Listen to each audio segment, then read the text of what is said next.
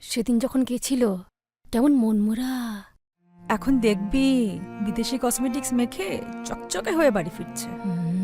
টাকায় সব হয় রে দিদি। হ্যাঁ, তখন আমার বিয়ে হয়নি।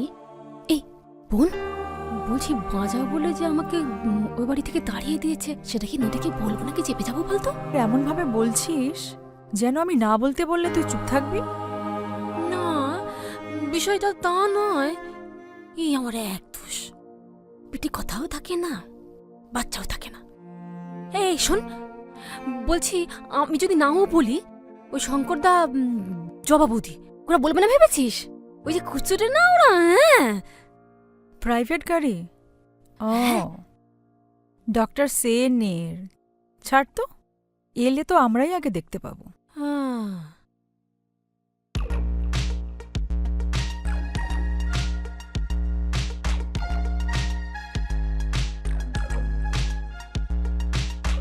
পূজা, ও পূজা, টিফিনটা দাও। তারক, বাবা শোন, হ্যাঁ আসছি। বলছি কি যে এই যে, হ্যাঁ বলো। এই নাও তোমার টিফিন বক্স। কোনো মতে ঢ্যাঁড়সগুলো ভেজেছি, মুচমুচে হয়নি কিন্তু। সে ঠিক আছে। বলছি আজকে যে চিকেনটা এনেছি তুমি ওটা কেটে কুটে পরিষ্কার করে হ্যাঁ। দিও। রান্নাটা কিন্তু মাই করবে। দিয়া ওর দিদানের হাতে রান্না খেতে খুব ভালোবাসে। এই তোকে একটা কথা বলবো বাবা। আবার কি? বলছি পাশের বাড়ির নদী ফিরেছে 10 বছর বাদে। বলছি যদি ডাকে একবার তো যেতে হয় না। বলছি আসবার সময় একটু মিষ্টি নিয়ে আসবি বাবা, যদি পারিস। আনবো। সেই কোন ছোট থেকে নদীকে চিনি, এখন সে বড় লোক। এই গোকুলের মিষ্টি কি তার মুখে রুজবে? আনবো, আসছি আমি। দাও। হ্যাঁ। আরে সরো। আরে ঠিক আছে। দুর্গা, দুর্গা।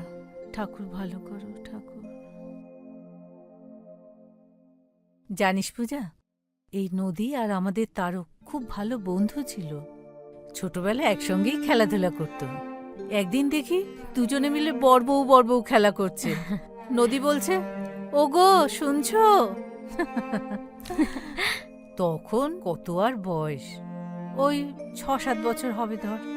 ভাগ্যিস ও বিদেশ চলে গেল, না হলে তো আমার কালনা থেকে কলকাতা আর আসাই হতো না।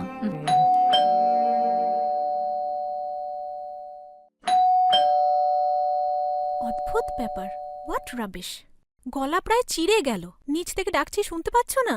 না, এই দরজা জানলা বন্ধ থাকলে বাইরের কথা শোনা যায় না। কি কি কি- কি হয়েছে, কেন? আরে যে ক্যাবটা করে এলাম তার পেমেন্টটা করতে হবে তো, আমার কাছে তো ক্যাশ নেই। ক্যাশ নেই? আরে এক্সাইটমেন্ট আমি ইন্ডিয়ান কারেন্সিটা আনতেই ভুলে গেছি, আর সেটা ক্যাবে উঠে মনে পড়েছে। ভাগ্যিস তারকদার সঙ্গে নিচে দেখা হলো, ওই দিয়ে দিল। মা মুয়া, বসো। মুয়া। বৌদি, সো সরি গো, আমার তোমার বিয়েতে আসা হয়নি।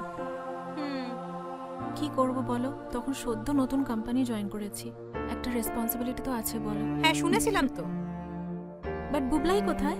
ও একটু আঁকা শিখতে গেছে, এক্ষুনি ফিরে আসবে। তুমি বরং একটু ফ্রেশ হয়ে নাও, অনেকটা রাস্তা এলে তো। ঠিক বলেছ, জেট ল্যাগ লাগার আগে ফ্রেশটা হয়নি। চল, তুমি তোমার ওই স্পেশাল গামছা আর নাইটিটা দেবে, চলো তো। চলো পাগল মেয়ে, চ চ। চলো, এই যে এইগুলো নিবি না? পরে নেবো, থাক এখন। আয়, পুরনো গামছা আর নাইটি।